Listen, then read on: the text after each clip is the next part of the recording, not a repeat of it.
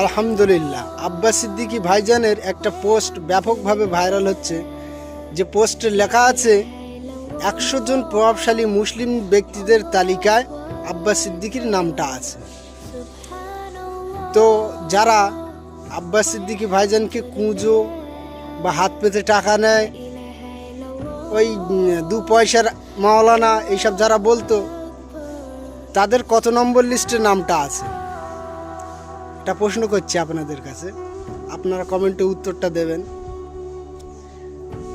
তো আল্লাহ যাকে বড় বানায় তাকে কেউ ছোট করতে পারবে না, আর আল্লাহ যাকে ছোট বানাবে, প্রধানমন্ত্রী অথবা মুখ্যমন্ত্রী তার মাথায় হাত রেখে তাকে বড় বানাতে পারবে না।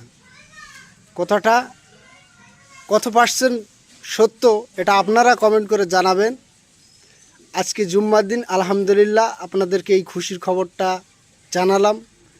আপনারা শেয়ার করবেন আর ইতিবাচক মন্তব্য করবেন।